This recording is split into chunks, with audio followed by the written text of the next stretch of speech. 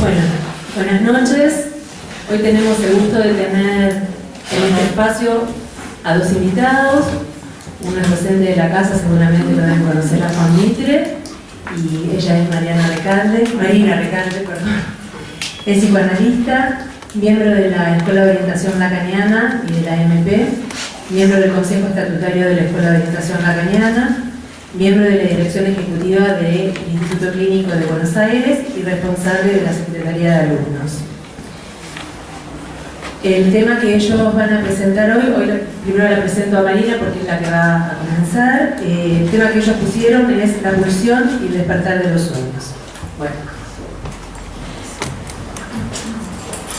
Bueno, muchas gracias, le agradezco la invitación, es un placer estar acá y compartiendo la mesa con Juan.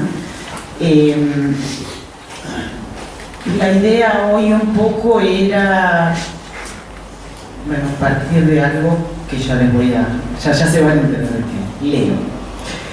Un muchacho de 15 años intercambia correspondencia con un amigo. Descubren, como todos los jóvenes, la ironía, el anhelante amor, la intimidad del descubrimiento. Comparten un secreto y compartirán otros tantos.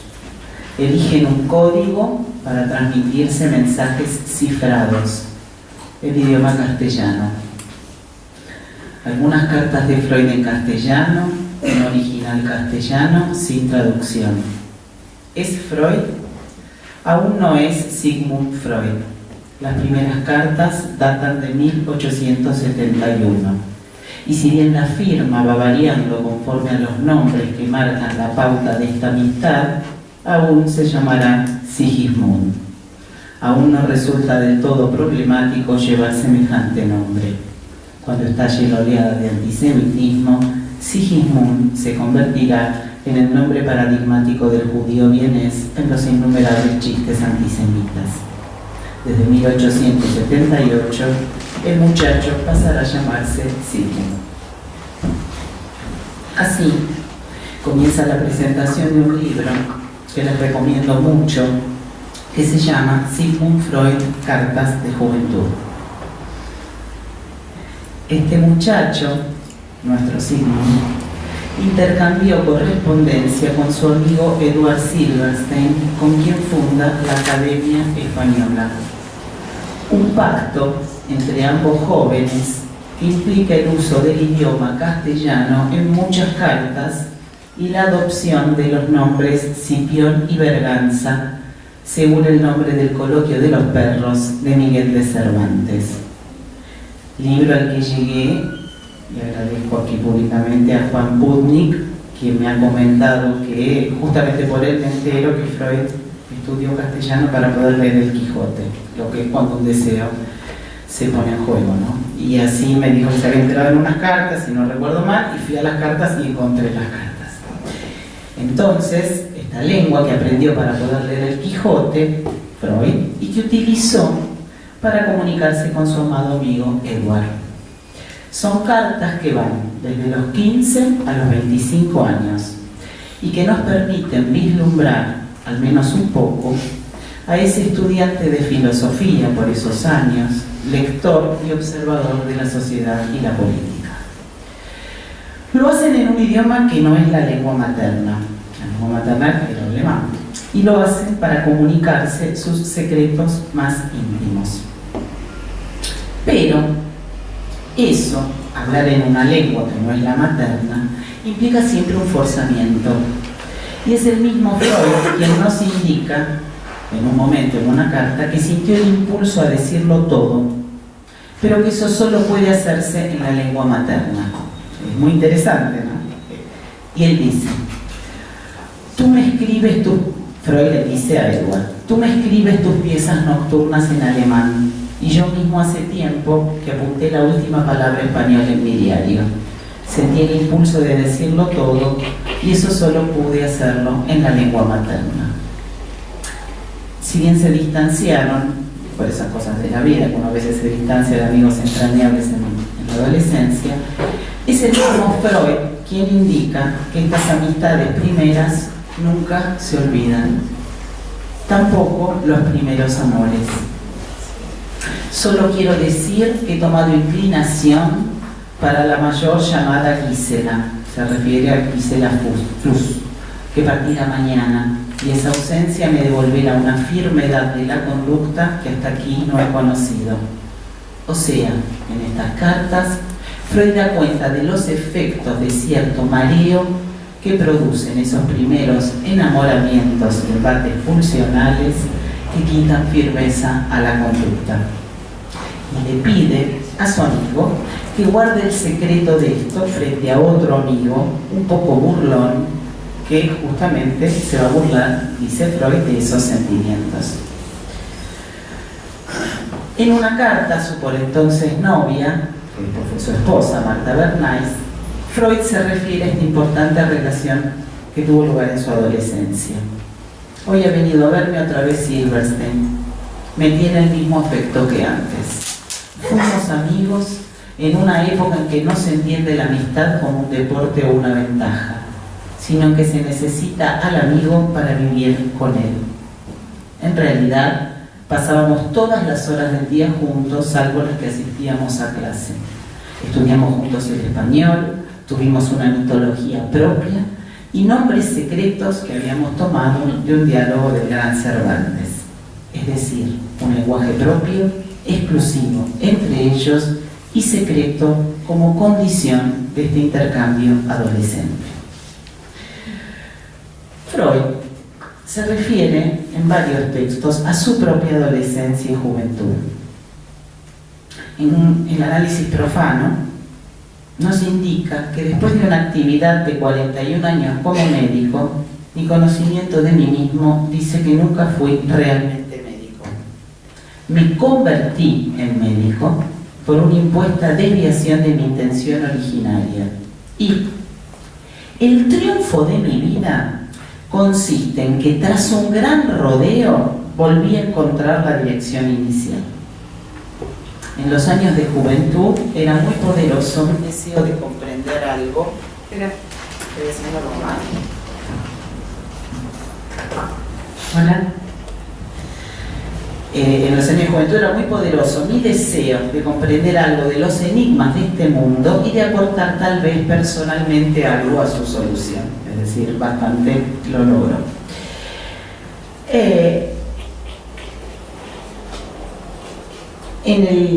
En otra carta, en su estudio autobiográfico, dice: los hilos que se habían entrelazado en mi desarrollo comenzaron a separarse nuevamente. Intereses adquiridos posteriormente se quedaron al margen y los más antiguos originarios volvieron a imponerse. Después del rodeo de toda una vida por las ciencias naturales, la medicina y la psicoterapia, mi interés volvió a aquellos problemas culturales que habían atraído antaño al muchacho, habla de sí mismo, pero al muchacho que él era, cuando en él apenas se había despertado el pensamiento. O sea, podemos advertir cómo Freud reconoce algún deseo muy poderoso en su juventud, que luego de varios rodeos pudo ser reencontrado y sostenido en sus elecciones adultas.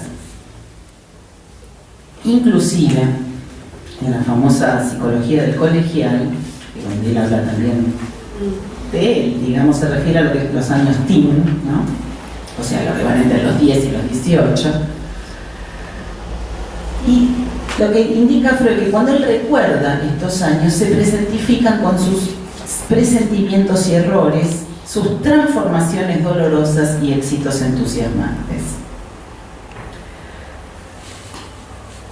Esas primeras miradas le servirán más tarde de inigualable consuelo en la lucha por la vida. Dice: creí acordarme que toda esa época estuvo recorrida por un presentimiento que al comienzo se anunciaba solo quedamente hasta que pudo vestirse con palabras. Yo quería hacer alguna contribución a nuestro humano saber. Y es muy interesante porque él, además de recordar que el germen de una vida deseante se despierta en su juventud, digo que son todas cuestiones que seguramente Juan va a retomar, también, por ejemplo, en los textos donde él habla del colegial, sitúa la importancia que tienen los maestros como orientadores, ya sea para oponerse o someterse. Pero eso no deja de ser una brújula. Entonces, no es casual, me parece que Freud, donde habla de la psicología del colegial, habla del lugar de los maestros, de los padres, y cómo en este periodo se produce un deshacimiento del ideal paterno. Porque precisamente es en la pubertad donde se introducen los cambios que llevan a la vida sexual infantil a su conformación, podríamos decir, definitiva. Siempre hay contingencias en la vida que por ahí obligan a repensar un poco las cosas, pero, o sorprenden al mismo sujeto, pero freudianamente podríamos decir que las pulsiones autoeróticas que se habían subordinado al complejo de Edipo, y en el caso del complejo de Edipo al primado, decía, de la zona genital, se desplazan a la búsqueda de un objeto sexual. Y es aquí donde Freud ubica también en este punto del ocaso la diferencia entre un niño y una niña. Recuerdan que dicen la niña en materiales es más lagunoso, y habla de aquello que ahora tiene la posibilidad de una descarga, ¿sí? Entonces tenemos los dos signos que Freud rescata, podríamos decir: el anímico, la tensión que va acumulando cada vez más displacer, y el somático, es decir, en el cuerpo, que es el cambio corporal que se produce. Entonces, va a decir Freud, va a situar una diferencia importante frente al problema que el aumento de tensión, que llamaría obtener más placer, a la vez genera displacer, sitúa que hay algo del placer previo, excitación de las zonas erógenas, está ya presente en la pulsión sexual infantil. O sea que lo nuevo no es la pulsión como tal, sino este placer final, lo inédito que implica la posibilidad de poder descargar la tensión que se inaugura en la pubertad. Con lo cual quedaría ahí diferenciado el carácter femenino o masculino en la pubertad, precisamente porque se van a renovar las sendas que resignifican después el camino hacia la elección de objeto. Porque la sexualidad como tal empieza desde siempre, podríamos decir. Lo mismo con la provocación freudiana y lo inédito cuando Freud plantea el niño como perverso polimorfo. Es una osadía absoluta.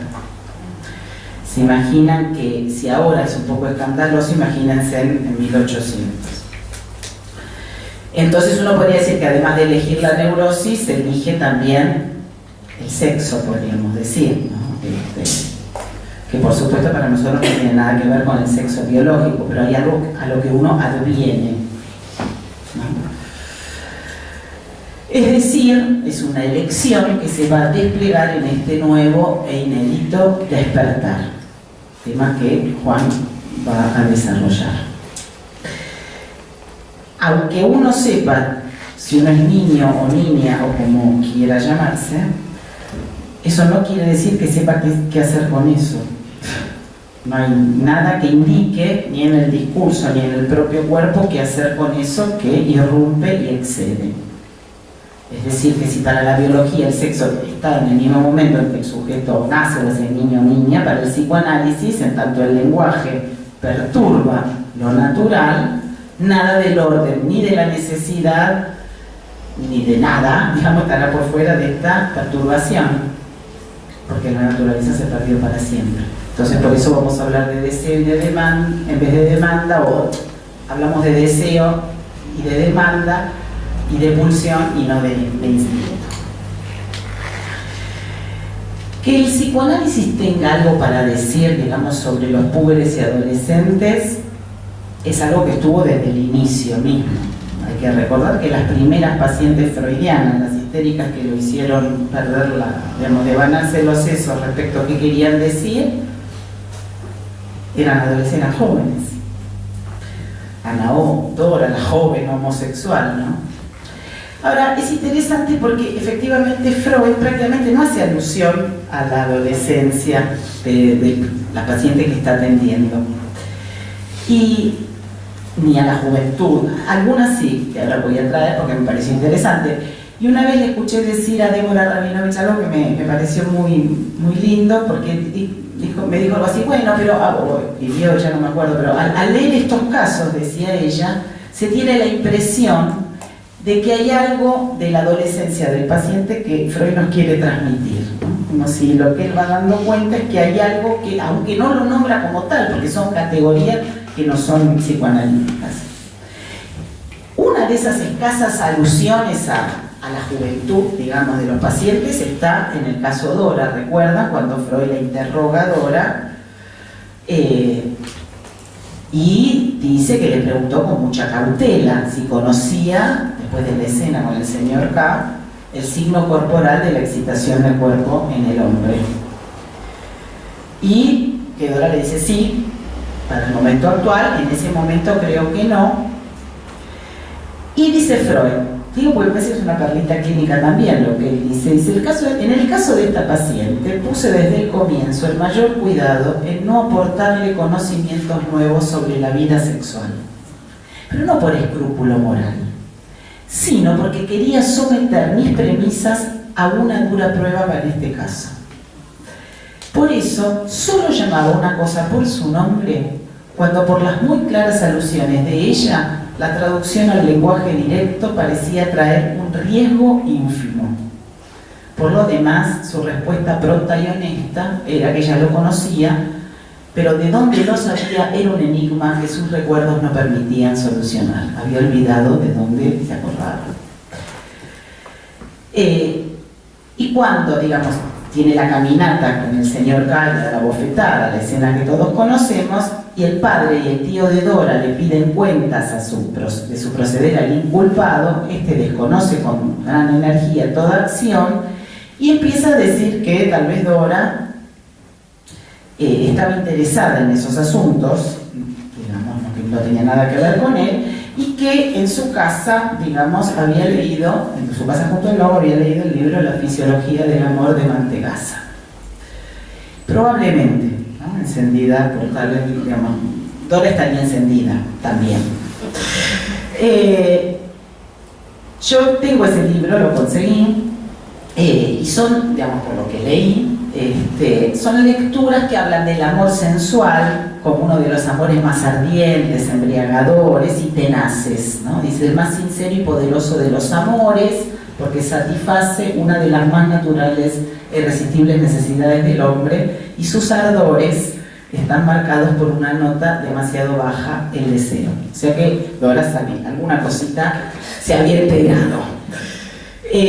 Seguramente le había proporcionado la excitación y el saber a los que Freud alude poéticamente. Anao también, digo, la joven homosexual, no me voy a detener en eso, pero en los orígenes del psicoanálisis están los jóvenes, los adolescentes y el despertar, podríamos decir, sexual, que es muy interesante porque en la infancia, digamos, el niño se encuentra con la dimensión materna, para decirlo de alguna manera, pero en la adolescencia se va a confrontar con el goce femenino. Aunque, y esto es algo que a mí me quedó marcadísimo un día que recibí una pregunta de una psicoanalista que se llama María Helen Bruce, que hizo una pregunta, en ese momento yo era ella, estaba testimoniando, entonces preguntó a los adultos, una pregunta que para mí resultó clave, no solo para mi caso, que hoy no viene a cuento, sino clave clínicamente. Preguntó, ¿podrían decirme en qué momento para cada uno de ustedes su madre fue una mujer? ¿Qué es maravilloso? O sea, la pregunta es genial, porque es efectivamente advertir la sexualidad en los padres. Y yo les puedo asegurar que si yo hago un alto, dejamos de filmar y grabar, cada uno va a poder contar algo en relación a eso, que es muy interesante, porque efectivamente hay una dimensión siempre de mujer o de hombre en los padres. Y esto, digamos, es algo que se va sabiendo con el tiempo.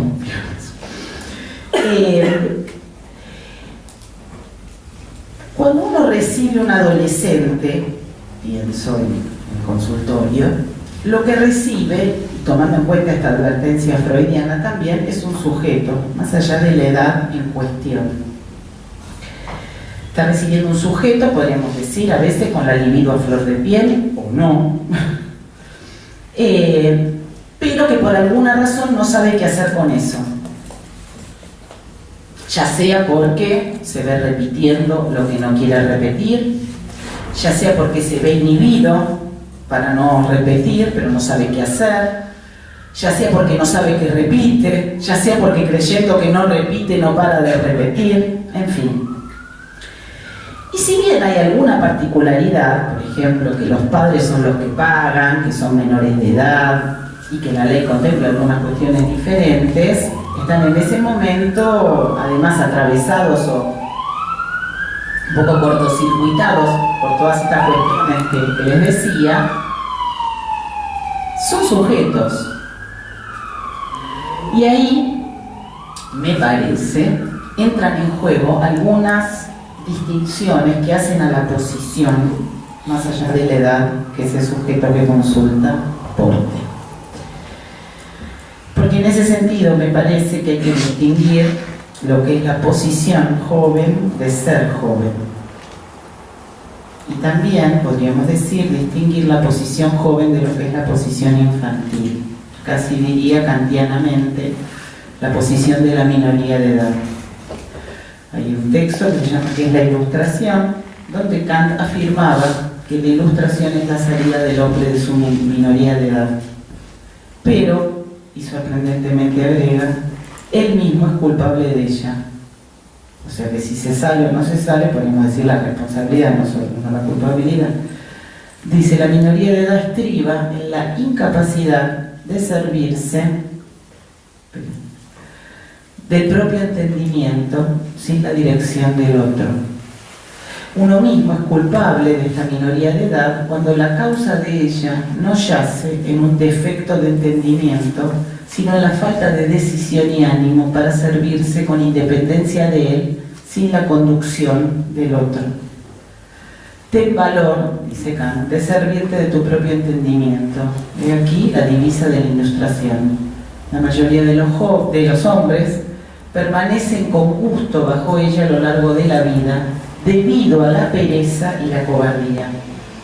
Por eso les es muy fácil a los otros erigirse en tutores. ¿Es tan cómodo ser menor de edad?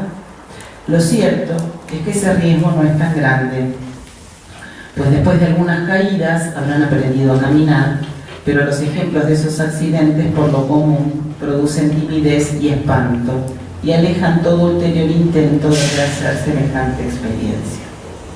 Es decir, la posición infantil es cuando alguien espera que el otro, el gran otro, le dé todo el tiempo, que le diga qué pensar. El otro es proveedor. Y eso hace que el sujeto en posición infantil quede a la espera de lo que el otro tiene para ofrecer. Es decir, que se puede tener una posición infantil o joven independientemente de la edad. Y entiendo que esto es algo imprescindible para tener en cuenta cuando se recibe un sujeto en un consultorio, porque nos introduce de lleno en lo que podemos resumir en términos de responsabilidad subjetiva. La repetición, se sepa o no, siempre desresponsabiliza un poco porque se adjudica al otro. Es verdad que la edad no es un dato menor, es decir, no podemos vivir sin ciertas categorías que arman conjuntos, pero siempre y cuando un analista o uno como analista sepa que ese conjunto es otra ficción. Y es verdad que también hay un empuje a la época en prolongar cierta posición infantil y que hay condiciones externas que dificultan la independencia. De todas maneras, sigue habiendo algunos que arman una salida exogámica, una vida deseante, y otros que no. Escuchar eso en cada quien me parece que es la única salida que puede ofrecer, la única, un poco así, exagerada, es un rasgo, pero es una salida que puede ofertar el psicoanálisis. Para darle ya la palabra a Juan. En general, los jóvenes que llegan al consultorio pienso que son los que tienen alguna chance, porque primero se les ofrece un espacio para que algo del orden como del amor, podríamos decir, suceda. Eso introduce una pequeña torsión respecto de lo que se puede entender como las dificultades actuales para el amor, o lo que se llaman las relaciones líquidas, porque hay cierto forzamiento de un lazo al otro por la vía del amor. Si eso se produce, ya hay algo. Y además me parece que ese forzamiento va en detrimento del tener, porque si se introduce el amor es la lógica de dar lo que no se tiene. Entonces me parece que como oferta del psicoanálisis es interesante ofrecer un lazo y un compromiso distinto con la palabra, porque la palabra compromete más allá de lo que se quiso decir. Lo que vale es lo que se dice, y si eso fue dicho tiene un peso. Y me parece que eso va muy a contrapelo de esta época de los contratos permanentemente revocables. Y me parece que más allá de lo que la época nos puede enseñar, hay ciertos principios del psicoanálisis que son inamovibles. Por lo menos ese para mí es uno. Puede haber otras cuestiones que tienen movimiento, pero el compromiso de la palabra o con la palabra, o que la palabra compromete, a mi juicio, no cambió con el paso del tiempo. Seguimos pensando que la palabra compromete, y eso es ahora, en la época de Freud, Lacan, y en los años por venir. Bueno, le paso la palabra a Juan. Bueno, muchas gracias, Marina, muy interesante. Voy a presentarlo entonces a Juan Mitre, el psicoanalista, miembro de la Escuela de Orientación Lacaniana y de la Asociación Mundial de Psicoanálisis. Es instructor de residentes en el Hospital Belgrano, docente en el Colegio de Psicólogos y en Causa Clínica, y es autor del libro La adolescencia, esa edad decisiva, de Editorial Grama. Bueno, paso la palabra. Excelente libro, por otra parte. Gracias. Bueno, para mí es un gusto estar acá, es un gusto compartir la mesa con Marina, que también ha compilado un libro sobre adolescencia, vamos a decirlo, que yo le he citado en mi libro por otro lado, que creo que salió en el 2008, que se llama Pobres y Adolescentes, Lecturas Lacanianas, ¿no? Muy bien. Recuerdo, ¿no? De Grama. De Grama también. Bueno,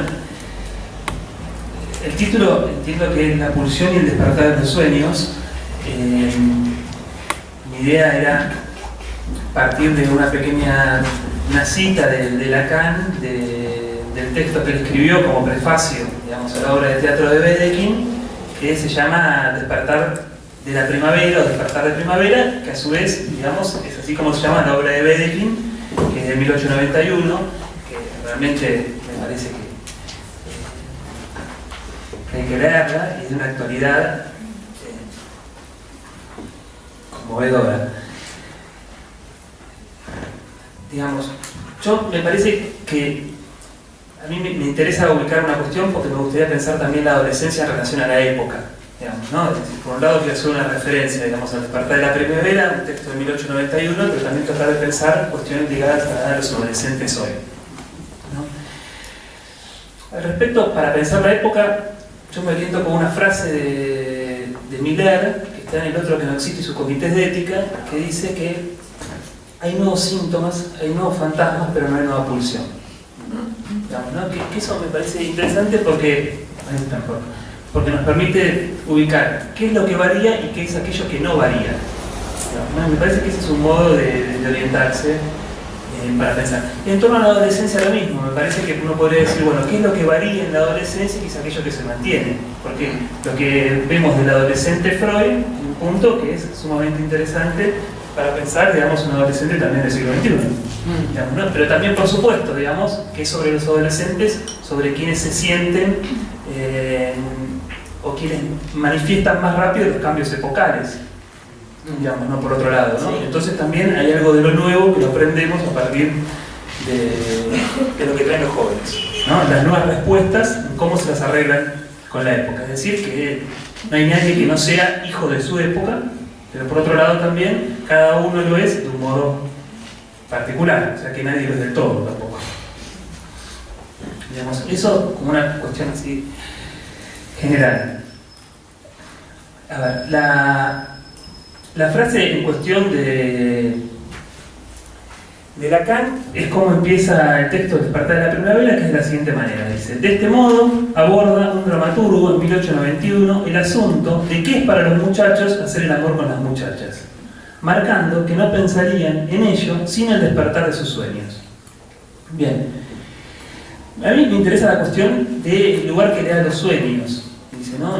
Dice que no pensarían en ello sin el despertar de sus sueños. Es decir, que qué función tienen los sueños, digamos, para arreglárselas o para velar incluso el despertar sexual, ¿no? Ese despertar pulsional. Me parece que eso me parece interesante. Si uno ve la obra de teatro, digamos, cada uno de los personajes, Mauricio, Melchor y Wendla, que son dos muchachos y una muchacha de 14 15 años, cada uno tiene un sueño. O sea que a eso se refiere, digamos, Lacan cuando dice que no pensarían en ellos sino el despertar de sus sueños.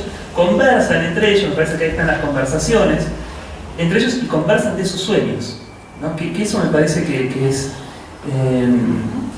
interesante y me interesaba ubicar. Entonces,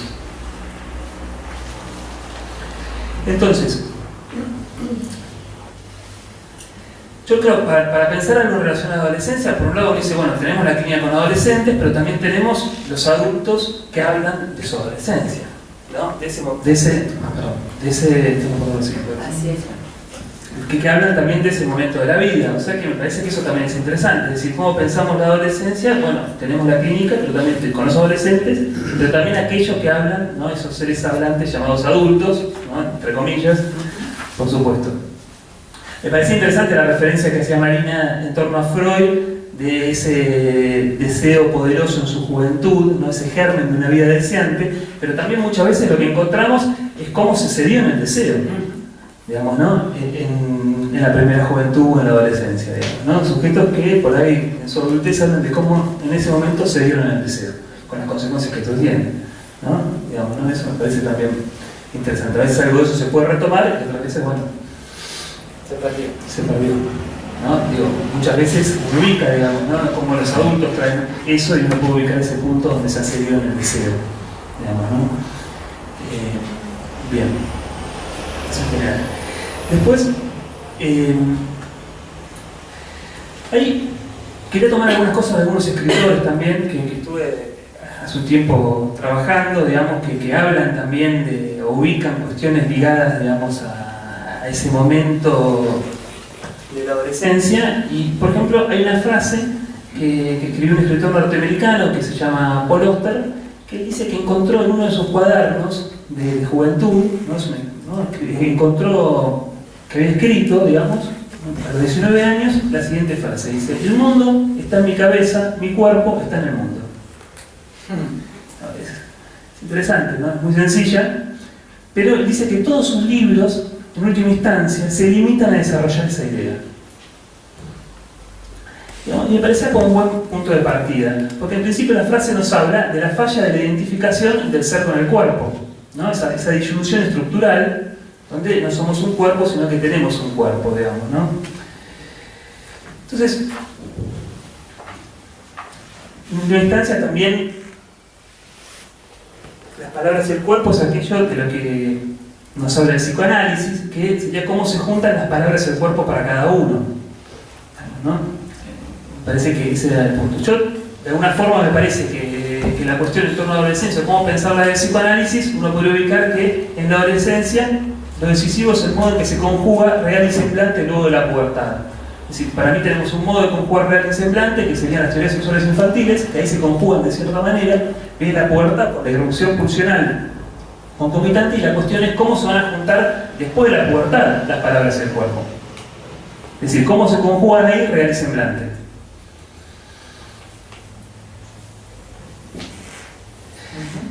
En torno a eso, digamos, hay un texto de Alexander Stevens que se llama En la adolescencia, síntoma de la pubertad, donde él ubica ahí, por un lado, la pubertad como real y la adolescencia como síntoma a la pubertad, es decir, como respuesta sintomática al encuentro con esa real de la pubertad, ¿no? Que me parece que también es otro modo de decir, bueno, cómo se conjuga ahí real y semblante.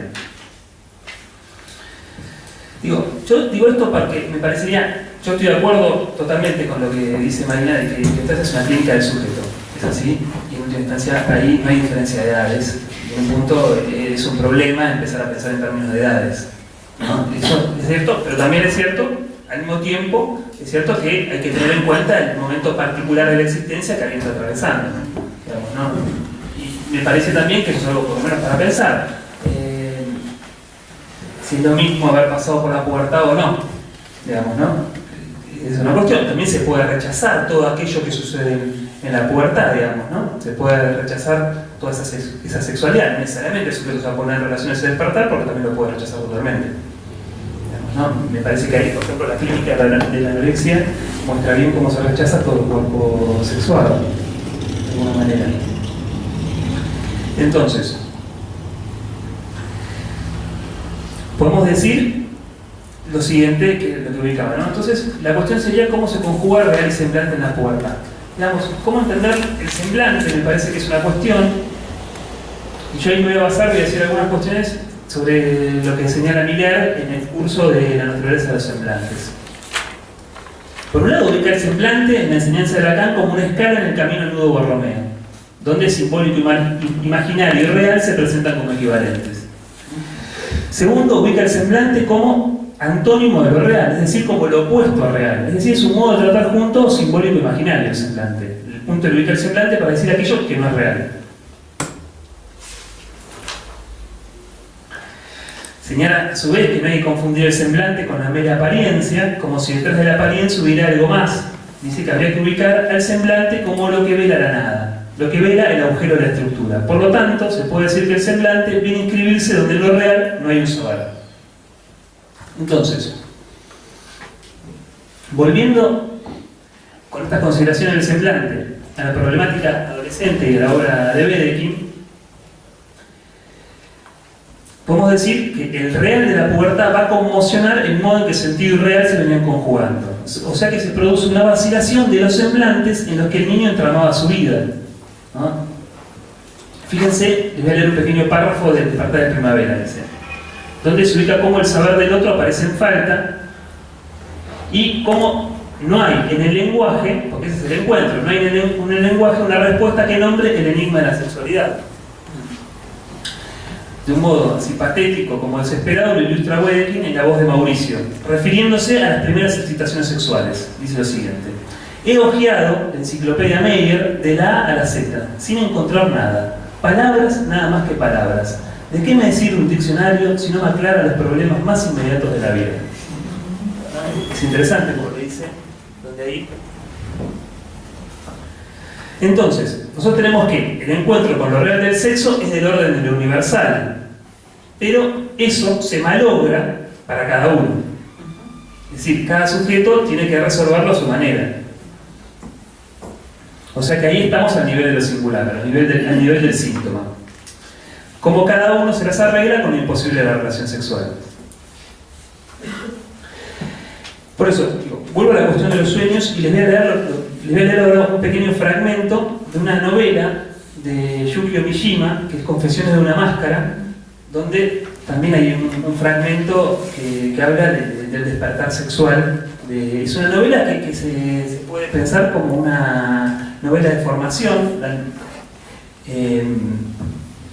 Se llaman Bildungsroman en alemán, es toda una corriente dentro de la literatura que son esas novelas de formación, que es, por ejemplo, surge con Goethe, como entendido. Bueno, a partir de ahí hay muchas novelas que narran los avatares, digamos, de un joven, digamos, ¿no? En ese pasaje de la adolescencia al mundo adulto, digamos, eso se ubica como novela de formación, digamos, ¿no? Como un género literario. Esta es la novela de formación de un muchacho, digamos, de su despertar sexual, de un muchacho homosexual, digamos, ¿no? Vamos a ubicar aquí.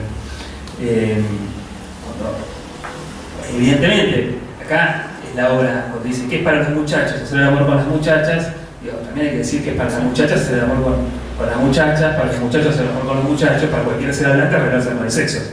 Esa es la cuestión, digamos, acá en este punto Lacan se refiere a la obra, bueno, de muchachos y muchachas, pero evidentemente no podemos hablar en esos términos. Bien, entonces, yo les leo, digamos, un pequeño fragmento. Dice: Hacía ya un año que sufría la infantil angustia de poseer un curioso juguete. Yo tenía 12 años de edad. Ese juguete aumentaba de volumen en toda oportunidad y parecía insinuar que, debidamente utilizado, podía ser fuente de delicias. Pero en lugar alguno tenía yo instrucciones escritas acerca de cómo utilizarlo. Y por eso, cuando el juguete tomaba la iniciativa en sus deseos de jugar conmigo, quedaba yo inevitablemente desconcertado. Alguna que otra vez, mi humillación y mi impaciencia alcanzaron tal punto de gravedad, que llegué a pensar que deseaba destruir aquel juguete. Sin embargo, nada podía hacer como no fuera rendirme al insubordinado juguete, con su expresión de dulce secreto, y esperar acontecimientos pasivamente. Luego se me metió en la cabeza escuchar desapasionadamente los deseos de mi juguete. Gracias a eso, descubrí prontamente que el juguete tenía aficiones claramente definidas e inconfundibles, a lo que bien podría denominarse su propio mecanismo. La naturaleza de los gustos del juguete estaban vinculados a mis recuerdos infantiles y se centraba en realidades tales como los cuerpos desnudos de los jóvenes que en verano veían en la playa, o de los que formaban los equipos de natación en la piscina, o el atezado joven con quien se había casado una prima mía, o en los valerosos protagonistas de muchos relatos de aventuras. Esa es la referencia. A mí lo que me interesa ubicar es cómo está ese despertar sexual, digamos, ¿no? Cómo aparece, digamos, cómo aparece despertar sexual, digamos, donde el sujeto no sabe qué hacer con eso y de qué manera puede articular, puede conjugarlo a esos recuerdos infantiles. Me parece que se puede ver ahí el lugar que vienen a cumplir ciertas fantasías donde él puede conjugar real y semblante. El real de esa sexualidad que emerge a su vez con el semblante. ¿Cómo es necesario poder conjugarlo? Digamos, ¿no? Me parece que ese es el punto. Por eso cuando decimos, la cuestión es, no es, digamos, los sueños remiten a las fantasías. ¿Con qué fantasías se puede empezar a enmarcar ese despertar sexual? Bien.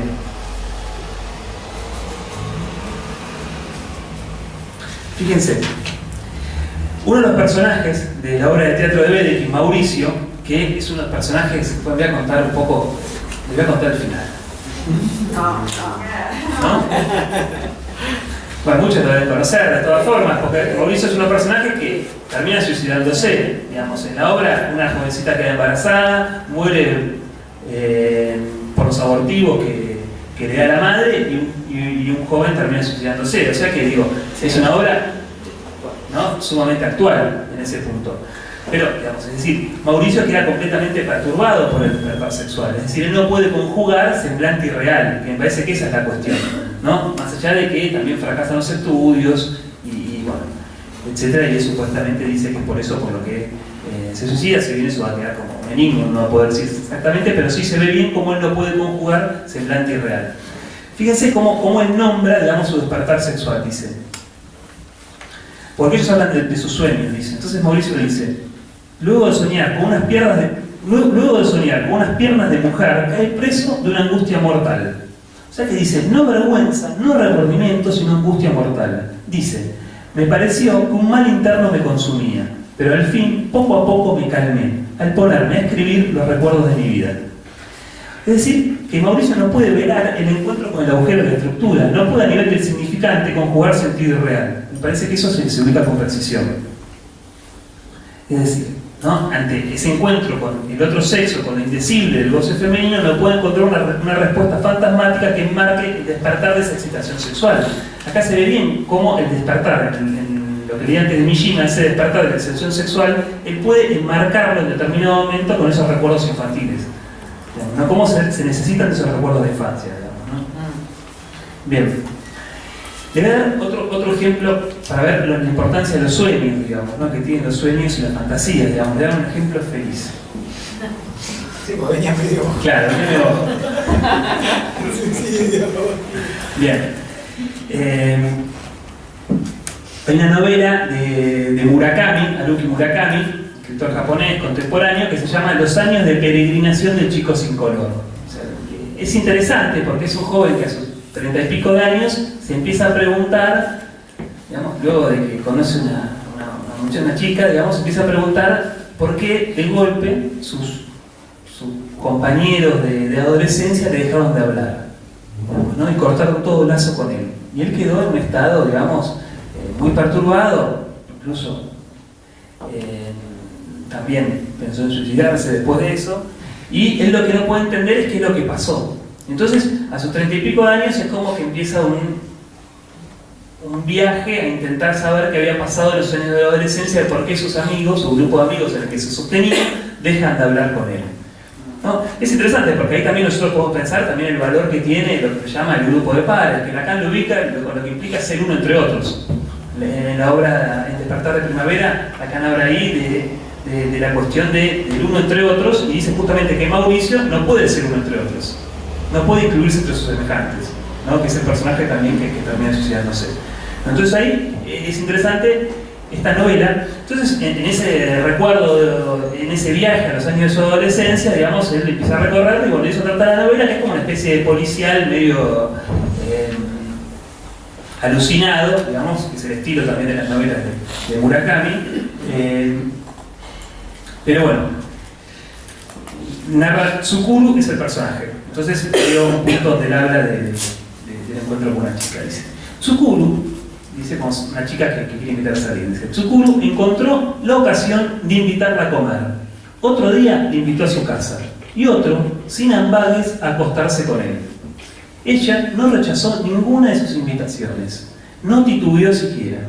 Aunque para Tsukuru era su primera vez, todo transcurrió con total normalidad. No se produjo ningún momento de confusión o de timidez. Sin duda, ella pensó que, para la edad que tenía, Tsukuru contaba con bastante experiencia sexual, cuando en realidad solo se había acostado con chicas en sueños.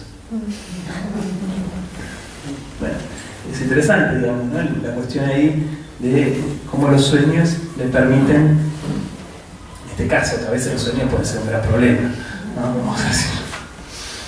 Bien. Entonces, me parece que podemos decir con esto que es del orden de lo necesario para el adolescente crear nuevos semblantes, ya que el semblante permite velar algo de la alteridad radical del otro sexo. Se trataría entonces de que pueda encontrar nuevos semblantes que le permitan orientarse.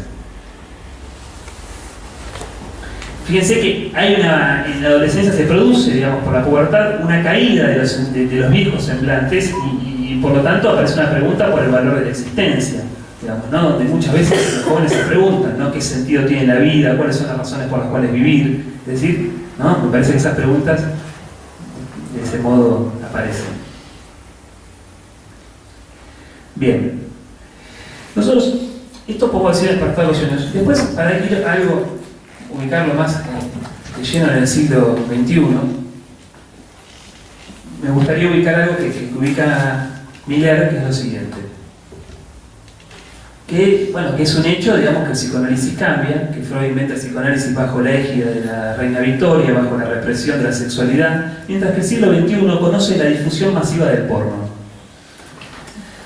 ¿No? Dice que el porno es el coito exhibido hecho espectáculo. Dice que no solo, me parece que este es un punto interesante para pensar, dice que no solo hemos pasado de la interdicción al permiso, sino a la incitación, a la intrusión, a la provocación, al forzamiento. Digamos, ¿no? Entonces, y esto dice Miller, es algo nuevo en la sexualidad, en su régimen social, en su modo de aprendizaje, en los jóvenes, en las nuevas generaciones que empieza su camino. Ahí están los masturbadores, aliviados de tener que producir ellos mismos sus sueños diurnos, porque los encuentran ya hechos, ya soñados para ellos. Bien, y eso me parece interesante, por ejemplo, porque ahí tenemos como una tensión que podemos ubicar, digamos, ¿no? Entre esa fantasía, ese sueño, digamos, ¿no? que cada joven arma, como muestra acá en el caso de Confesiones de una máscara, y también lo que implica, digamos, cuando esos sueños ya están fabricados. ¿No? Eso me parece que es algo por lo menos para pensar que, por supuesto que también después habrá que recorte se hace también de eso, digamos, no de eso que está fabricado, digamos, ¿no? Bien. Ahí me parece que Miller ubica también como cierta desencanto, brutalización, banalización, dice, ubica como la furia copulatoria alcanza en las jóvenes generaciones un cero de sentido, ¿no? Entonces, también ahí la cuestión en torno al sentido, ¿no? Me parece que es una cuestión. Como las consecuencias son una especie de vacuidad semántica en torno al sexo. Ahí hay un texto que a mí me interesa, de un psicoanalista francés, se llama Serge Cotet, que se llama El sexo débil de los adolescentes, sexo, máquina y mitología del corazón. Él ahí dice que el problema hoy, dice, no es tanto, me parece que es algo interesante para pensarlo clínicamente, dice que el problema no es tanto en torno al sexo, sino el problema es en torno al amor, ¿no? Y el punto es cómo se defienden los sujetos, digamos, de lo que implica la sexualidad como traumática, digamos, ¿no? Porque me parece que esa es la cuestión también que ubica el psicoanálisis, que la sexualidad de por sí es traumática, ¿no? Él ubica, por ejemplo, que hay parece que lo toma de una encuesta que han hecho en Francia, sociólogos, etcétera, que dicen que los jóvenes van a ir a la cama, para ellos es como tomar un vaso de agua, ¿no? Que van, ¿no? Como en otras épocas donde era toda una cuestión poder acceder Al vaso de agua. al vaso de agua. Hoy parece que es más fácil, dicen los jóvenes, o los sociólogos, ¿no? Bien, entonces, pero lo interesante es la lectura que hace Cotet. Dice que, digamos, percibir que ir a la cama es como tomarse un vaso de agua, digamos, dice que eso es la defensa, ¿no? Tomarse, porque aparte es un vaso de agua, ni siquiera un vaso de coca, ¿viste? Que hace, dice que no hace bien, no es un vaso de agua, o sea que nada te hace. Es decir, tomárselo de esa forma, dice que esa es la defensa en sí, digamos, ¿no? Me parece interesante, digamos, para también ubicar ahí, digamos, bueno, evidentemente tenemos Justamente hacer como si nada. exactamente, hacer como si nada, como si no pasara nada, y me parece que ese es el modo en que se presenta la defensa, digamos, ¿no?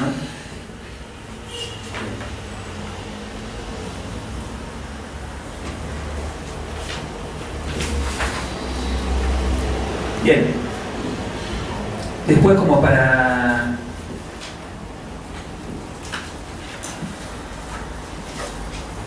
ir cerrando, después podemos ubicar también cómo, esto que yo decía al principio, digamos, que para mí en un punto pensar la adolescencia es pensar la época en general. Podemos tomar ahí la frase de Miller donde él dice que sobre los adolescentes que se hace sentir con mayor intensidad los efectos del orden simbólico en mutación, ¿no? Y entre esas mutaciones del orden simbólico la principal es la decadencia del patriarcado. Bueno, ahora hay que pensar varias cosas, digamos, ¿no? Porque es cierto que los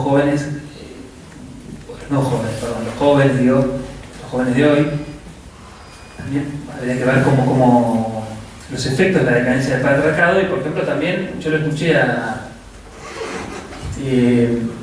hace poco un analista, Xavier Esqué, que es un analista español, digamos, de Barcelona, y que estuvo hace poco en Córdoba en una jornada llamada Jóvenes, y él decía algo interesante, que decía que lo ubicaba lo que ubicaba después como un rechazo a la heteronormatividad, digamos, ¿no? Que me parece que es algo también que se escucha, digamos, ¿no? Como ese rechazo a la heteronormatividad, digamos, ¿no? Donde muy rápidamente, o digamos, no necesariamente que una chica esté con otra chica, eso quiere decir que haya una elección homosexual de objeto, sino que se puede estar con chicos, con chicas, etc.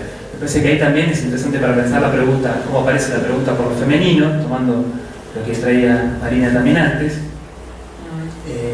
Me parece que hay también un permiso social al respecto, que muchas veces ciertas fantasías directamente se realizan. Bueno, ¿no? Eso también me parece que es para tener en cuenta. Después, con esto quería terminar, digamos, hay una idea de Philippe Lacaze que me parece interesante, que él dice que lo propio del tiempo de la adolescencia, dice, es la búsqueda de un lugar y una fórmula, ¿no? Dice que es un momento de búsqueda, y me parece que lo resume de esa forma, digamos, ¿no? Como la búsqueda del lugar y la fórmula.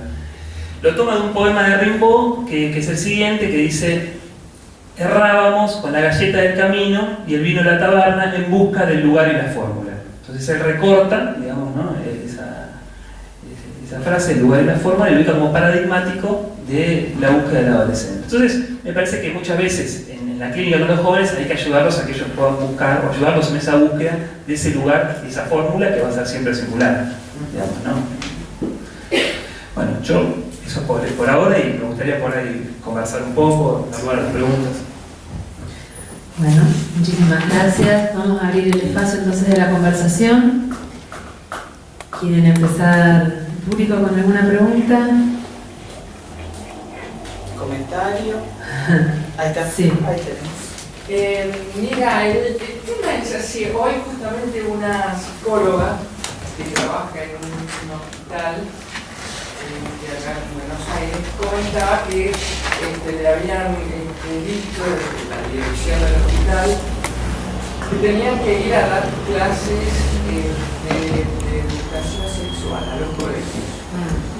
Entonces fue un grupo de ella que es psicóloga con una pediatra y otra disciplina más, no recuerdo igual exactamente, y que tuvieron una charla primero con los padres y que esta psicóloga decía que se había sentido cómoda ante las preguntas de los padres y que después tuvieron la charla con los chicos de sexto grado de un colegio municipal y que ahí ella se sintió muy incómoda y no abrió la boca y decía que bueno, primero los chicos habían hecho preguntas en forma anónima sobre el vello, sobre el uso de profilácticos, sobre el aborto, sobre distintos temas que les preocupan a esa edad. Y que la pediatra dio toda una charla muy detallada para el gusto de ella y muy minuciosa de los órganos genitales femeninos, de qué pasa del uso del preservativo, cómo se pone el preservativo, qué pasa, las distintas formas de los distintos métodos anticonceptivos, un montón de cosas. Y esta psicóloga se sintió horrorizada, hasta el punto que no emitió palabra. Y horrorizada, ¿por qué? Porque decía que había un exceso. Que es cierto que a través de la televisión y los medios de comunicación hay todo un exceso de demostración ahora de la sexualidad, pero que dar tanta información como que no hay un freno a un tema que tiene que ver con el límite, con las prohibiciones y que se muestra. Que ella se dedicó más a ver a los jóvenes cómo se excitaban con estos temas, ¿no? A ver a cada uno qué les pasaba, cómo se inquietaban. O sea, estaba calladita, pero... Claro, y que esto la horrorizó por el tema, que ese tema, aparte con tanto detalle, no se tendría que haber dado.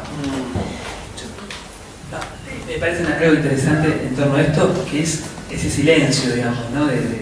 Uno puede decir, que me parece que yo vamos a estar totalmente de acuerdo que haya talleres de educación sexual, no hay duda de eso, que es un avance y que hay que luchar porque eso siga existiendo, digamos, ¿no? ¿Por qué no lo retiren? ¿Qué? ¿Por qué no lo retiren? Porque no lo retiren, por eso mismo digo, no, por eso digo, hay que luchar para que siga existiendo, porque también sabemos que hay... Y qué bueno que es el sexto grado, porque... Claro, que hay intereses para ese sacar... año llegó tarde. Totalmente. Claro, sí. ¿No? Eso no hay duda. Pero nosotros desde el psicoanálisis me parece que también podemos ubicar otra cuestión, digamos, que hay algo de lo que pasa en ese despertar sexual que es intraducible. Es decir, que no puede pasar a la palabra. Digamos, ¿no? Eso me parece que es fundamental. Entonces, me da la impresión, ese silencio, por lo menos me interesa pensarlo como aquello que no se puede terminar de enseñar ni de decir en torno al sexo. ¿Qué es ese drama? ¿Y qué es el encuentro con eso en última instancia? Con ese punto intraducible en la sexualidad. Porque eso, en realidad es un oxímoron, en todo caso, decir educación sexual. Porque si hay algo más ineducable, es precisamente lo sexual. Pero bueno, son otras categorías que se manejan y y efectivamente seguramente la lectura que puede hacer un sociólogo es diferente a la que hace un psicoanalista, o un psicólogo, un pediatra, un ginecólogo. Cada uno tiene, y a mí me parece interesante también eso, respetar, digamos, los diversos discursos, pero nosotros como analistas sabemos que hay un punto que no se educa y que eso intransmisible que uno puede decir, que es con lo que se confronta el sujeto desde el vamos, ya sea bajo la forma del enigma materno, el descifrado del goce femenino después, etc., es irreductible. Y contra eso no hay nada que darle. Lo cual no quiere decir que el sujeto no invente las respuestas. A mí lo que me parece es que lo que hay que respetar es eso. ¿Qué respuesta singular encuentra cada quien frente a eso que a todos nos atraviesa? Y que en todo caso hay que a veces los análisis sirven para eso, para ayudar a transitar ese momento que a veces puede ser de una perplejidad, de un exceso, lo que fuere. Lo que es seguro es que no es sin consecuencias. Entonces hay algo de eso que se despierta, que tiene nombre y apellido en cada quien, no sé cómo decirlo.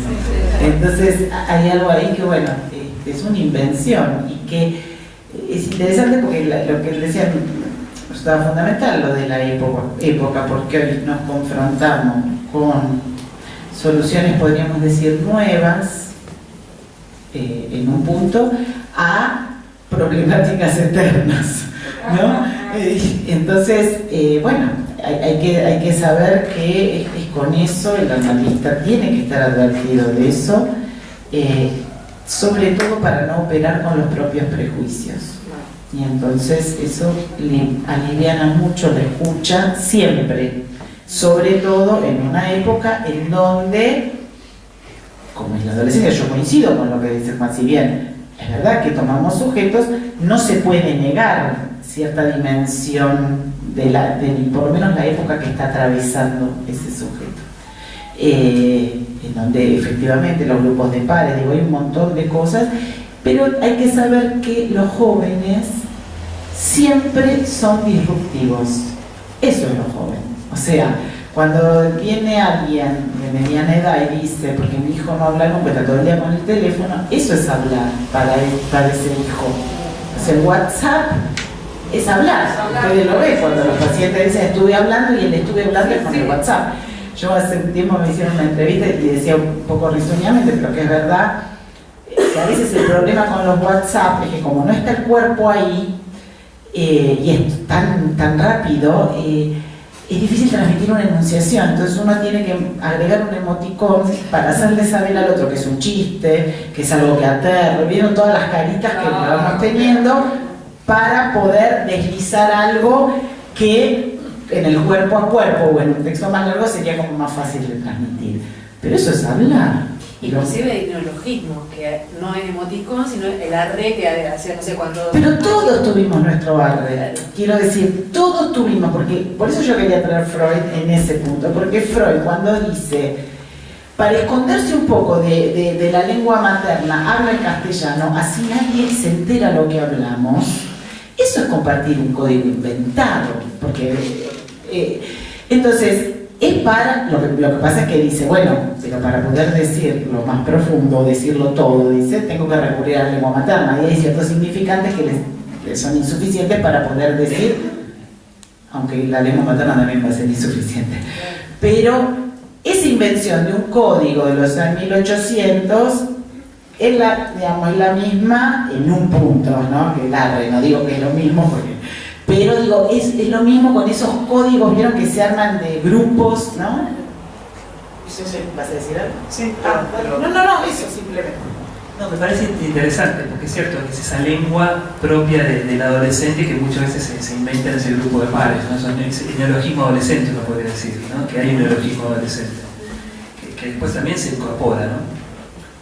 Es decir, que después todos hablamos así. Claro. La nueva generación puede inventar una nueva lengua, nuevos neologismos que luego se incorporan. Yo en ese punto he escrito un texto que se llamaba El adolescente como extranjero de su tiempo, ¿no? Donde ubicaba que no siempre el adolescente es extranjero de su tiempo, ¿no? Es extranjero en el hogar, no hay duda, empieza a aparecer ese niño conocido para los padres deja de serlo, sí. Pero también es extranjero en la sociedad, es extranjero en lo social. ¿no? ¿Se acuerdan? Fíjense cómo todas las generaciones repiten lo mismo, nosotros no éramos así. Eso lo repiten todas. Escuchás a un chico de 25 años y los chicos de ahora no saben. Nosotros no hacíamos eso. Sí, bueno. Pero eso pasa. Entonces, cuando uno dice que si todas las generaciones repiten lo mismo, evidentemente hay que estar atento para... Pero no, pensaba en esta cuestión de decir, la necesidad de un significante nuevo para salir de lo familiar. ¿No? Me parecía que ese es un punto interesante, digamos, ¿no? Porque ahí en Freud se ve cómo necesita, digamos, de la lengua castellana, ¿no? Y si no se necesita un significante no familiar para poder salir, ¿no? En ese punto hay un significante nuevo. ¿No? Eso... Sí, perdón, pero lo que es interesante es que se necesita de eso para poder elegir algo diferente. Digo, eso funciona como brújula también, ¿no? Me hiciste acordar recién que hace poco en una entrevista, digamos, a propósito del próximo ENAPOL, que se llama Asuntos de Familia,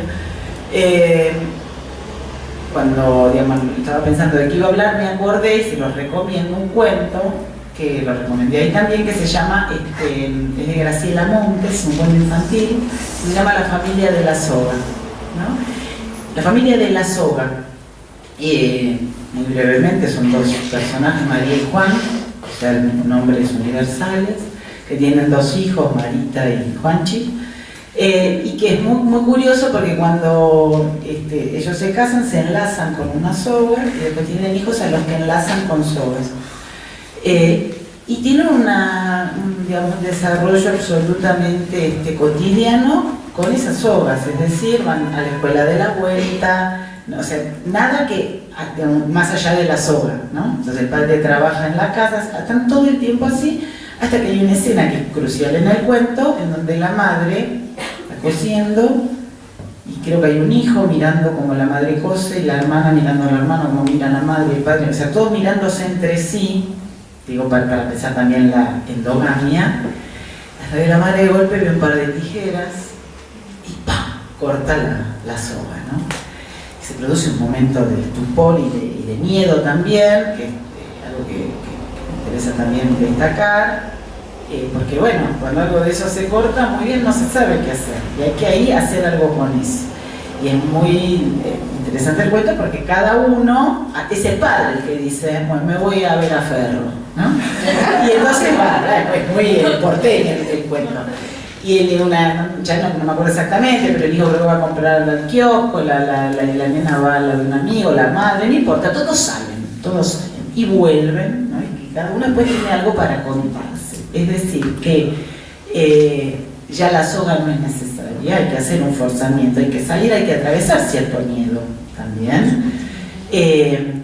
Pero que es importante para poder inventar lo nuevo, que algo sea familiar. O sea, que hay un otro que alojó, que nombró, que acogió, que inscribió eso en un conjunto endogámico en todo caso, para poder salir a lo exogámico, que siempre implica un esfuerzo y una creación propia. Y que a veces por eso aterra, porque por eso yo también traía lo de la minoría de edad, porque siempre es más fácil ampararse en el otro, en ese punto. Lo cual no quiere decir que uno no utilice eso que le vino del otro, de algún lado tiene que venir, por eso uno se mueve en un número finito de fonemas y de significantes. No es que, entonces elige algunos y con eso sale. Y se encuentra y arma cuando puede algo por fuera de las coordenadas de la repetición. Pero para armar algo por fuera de las coordenadas de la repetición es porque primero hubo una repetición. Eso, digamos, sigue siendo en ese punto necesario. Si me hace acordar a lo que dice Lacan en el 23, que dice que una lengua para que esté viva hay que hacerle un retoquecito, ¿no? Es interesante también eso, ¿no? Como a la lengua hay que hacerle un retoquecito para que pueda estar viva, digamos, ¿no? Entonces, parece que todos esos juegos lenguajeros, digamos, muchas veces tanto la salida, pero como que la lengua esté viva, digamos, ¿no? Sí, y que a veces después no alcanza, por eso es necesario inventar otro, porque si no te vuelve a enlazar, entonces siempre va a ser, digo, 20 años decir arre va a ser como hoy decir macanudo. O sea, va a ser como de, ¿no? O un purrete, qué sé yo, son palabras que nadie, ¿no? Que han quedado. Bueno, el arre también va a ser así la vida que continúa.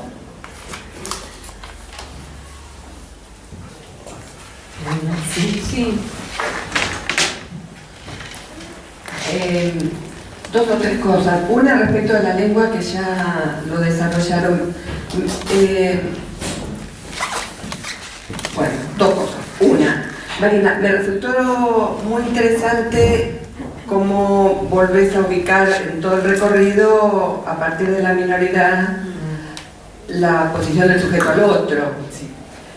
En esa posición de a la espera, porque hay algo de la lengua que viene del otro y que no alcanza, por supuesto, y bueno, esto lo están ubicando. Pero yo pensaba cómo es el adolescente hoy en esa relación al otro, porque cambió tanto el otro. Entonces, acá aparecen dos cambios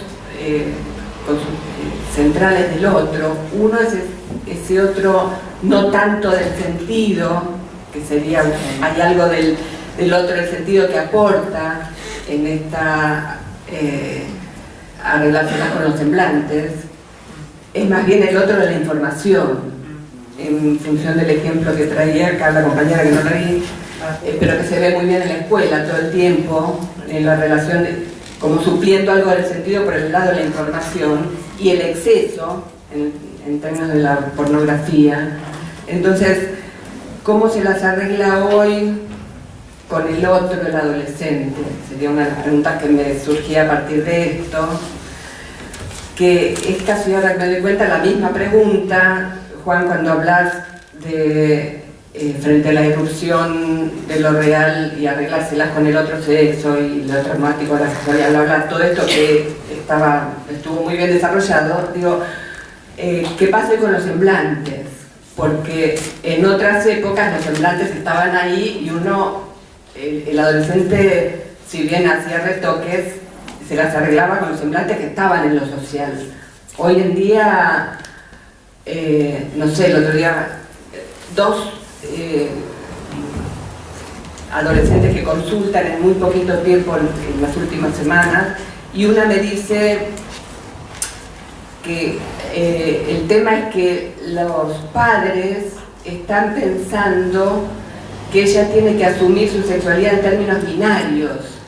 Y yo ahí, claro, yo tengo que hacer un esfuerzo también para seguirla, y entonces, bueno, me da toda la explicación del anime y qué sé yo, y por qué ella no está dispuesta a asumir la sexualidad en términos binarios.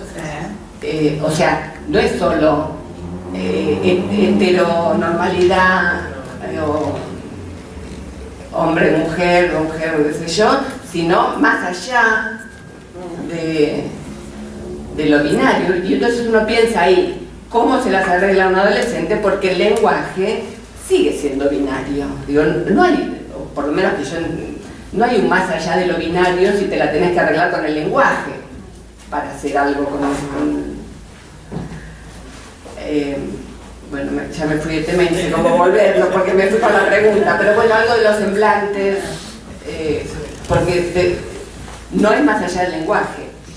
O sea, por más adolescentes que sean y por más que estén inventando nuevos semblantes, se las tienen que seguir arreglándolas con el lenguaje, que sigue siendo binario. Bueno, ¿cómo afectará esto esta articulación entre el semblante y real de la que hablabas? Qué sé yo, si tienen algún apunte, si me fui muy lejos, pueden volver.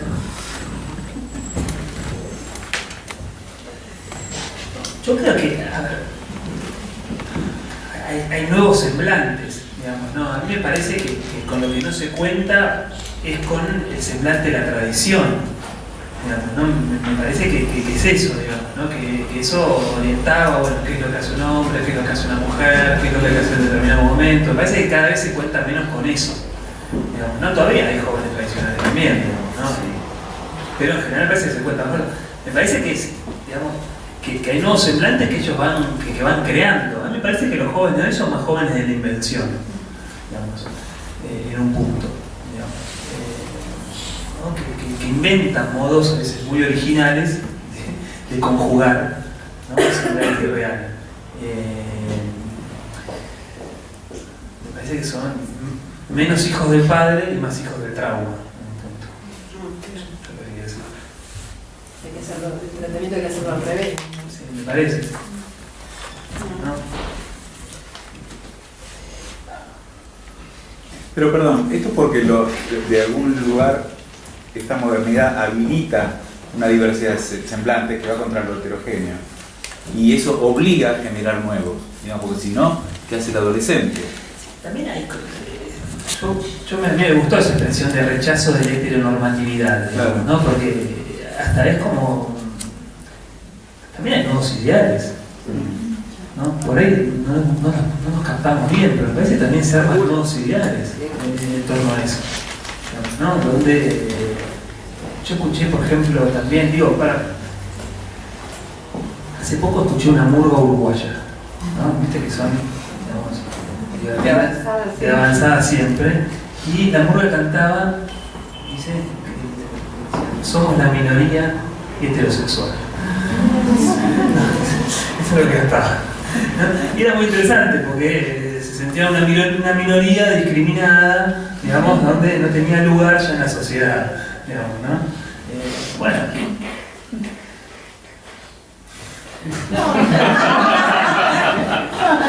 A ver, es una pregunta que me es, por un lado, muy difícil de responder en qué punto, porque siempre cuando rondan estas preguntas es muy difícil, porque uno se ve tentado a responder sociológicamente, digo, un observable que un sociólogo te mata con derecho, es decir, estás diciendo, digo, porque por eso es difícil a veces responder la época o los jóvenes de hoy. Es muy, por lo menos para mí, es imposible, porque además no es lo mismo un joven de acá que en Asia, digo, para tomar, ni siquiera dentro del país mismo, ¿no? Claro, entonces, me es difícil. Lo que sí se ve en la clínica, que me parece con los datos, por lo menos lo que yo intento manejarme, y aún así, porque también es difícil generalizar, es efectivamente que hay algo, digamos, del orden, de la dificultad en relación, por lo menos a mí me parece, al amor, que complica el lazo al otro. Yo ya no hablo solo de lo sexual. De todas maneras, también pienso que los que llegan a una analista es porque hay alguna chance de producir algo de esto. Entonces, y no me refiero al amor solo en términos neuróticos, sino del lazo al otro, porque lo que también está cortocircuitado es no solo el amor, sino el lazo al saber. Entonces, estamos en problemas desde esa perspectiva, porque efectivamente uno puede decir que estamos en un mundo de la información, pero eso no tiene nada que ver con el saber. Y no alcanza, por eso me gustaba el ejemplo del diccionario, buscar la palabra, aunque uno busque en Google cómo responder a la sexualidad, no lo va a poder hacer, no está ahí. Y por eso cada vez se pluralizan más los grupos, hay grupos increíbles, que no me animo, como sé que están filmando, no me animo a nombrar, pero realmente hay unos voces que son llamativos. No, digamos, hace poco tuve una presentación de casos que impactaba. Nada, se producen cosas que es raro. Pero bueno, justamente me parece que lo que hay que hacer es alojar eso y tratar de poner, como suspender los preconceptos. Por ejemplo, no sé, yo me recuerdo hace no tantos años, 25, 20, que son muchos, pero más o menos, por eso, si uno recibía a alguien tatuado, era como un indicio, por lo menos uno interrogaba. Hoy, imagínate, la vista tatuado. Entonces, lo cual no quiere decir que uno deje de interrogarse por la función que cumple ese tatuaje en cada quien. Y que cuando uno advierte algo del orden del exceso, también se interrogue, porque no es lo mismo tatuarse completamente, o por lo menos es otro estatuto del cuerpo para ese sujeto que nos viene y tenemos que contar con eso. Y también yo le decía, bueno, ahora en todo caso el tatuaje es un signo de cierta juventud, y en 40 años la gente mayor va a estar tatuada, o sea, va a ser raro, porque entonces se va a volver, seguramente se va a volver a no tatuarse, ¿entendés? Como lo disruptivo todo el tiempo, ¿no? Entonces, uno acompaña ciertos vaivenes y hay ciertas cosas que no cambian. Y uno podría decir que hoy, si bien está cortocircuitado, también hay muchos jóvenes que sufren por amor, que padecen el tema del saber. Quiero decir, también pasa, y uno como analista... Claro, sí, por ejemplo, ese es un tema porque digo, yo digamos, hace poco veía un joven, en varios casos lo he visto, pero la cuestión de bueno, tener relaciones abiertas, ¿no? libres, etcétera, digamos, ¿no? Y todas esas cuestiones que después el problema es el amor, digamos, ¿no? Porque lo que aparecía era el problema en torno al amor, que de golpe está bien. Había como un ideal, ¿viste? De relación abierta, que no hay ningún problema, cómo le voy a pedir al otro, cómo le voy a restringir la libertad al otro, no sé cuánto, pero el problema es que después se van a pasar cosas con ese otro y no le gustaba tanto Tan abierta. que la cosa está tan abierta, digamos. Entonces ahí me parece que hay también nuevos ideales que se arman, ¿no? Que me parece que hay que estar atentos en ese punto. Y la cuestión del amor, sí, yo estoy de acuerdo que es un problema para la transferencia, sí. Y eso es el problema, y el discurso capitalista rechaza el amor, así como rechaza la castración, digamos, ¿no? O sea que eso también me parece que es importante explicar. Muy cortito, porque No quiero que se pierda un aplauso. que te queda El aplauso, se nos No, muy cortito. Me parece que lo que quise decir antes y no me salió es como cuando uno escucha a los adolescentes, como si hubiera la posibilidad de no asumir una definición, ¿no? Entonces uno, retomando lo que decías de la palabra compromete, en esto de, no me voy a poner ni de acá ni de allá, ni tomar una posición, ni definirme sexualmente porque no hace falta. En el punto donde cuando alguien empieza a hablar la palabra compromete, ahí ya deja de ser todo posible y hay algo en la definición que termina cayendo. Lo que pasa es que lo que hoy se ve bien es que la posición sexual no depende del objeto que se elija. Es otra cosa. Una cosa es elegir. El objeto Está bien, pero digo, la sexuación no, digamos, no viene de lo que se elige, si es un hombre o una mujer. Tiene que ver con otras coordenadas y a mí me parece que la época ha hecho estallar eso por todos lados y bueno, y nos la estamos arreglando porque de hecho ¿no? Estamos conversando sobre eso, pensando lo que la clínica hoy nos hace pensar, en realidad es eso. A mí hay una palabra que me vuelve loco porque soy del siglo pasado, que es pinto. Pinto. ¿Y qué quiere decir pinto? ¿No? Digamos, es algo que aparece mucho en los adolescentes, pinto. Y uno trata de preguntar, ¿qué pinto? ¿Para qué pinto? Y no hay atrás de eso. Es como el de que ellos intentan que nosotros no sepamos de qué se trata eso. ¿Vos decís? Sí, mi hija muchas veces intentaba saber cuáles eran algunas palabras, la quería introducir en nuestra conversación y me decía, nada que ver, te estás usando tan mal. Me parece que se trata de eso, así que ni intentemos. Es el código de ellos. Bueno, la verdad es que fue una conversación muy linda, les agradecemos mucho.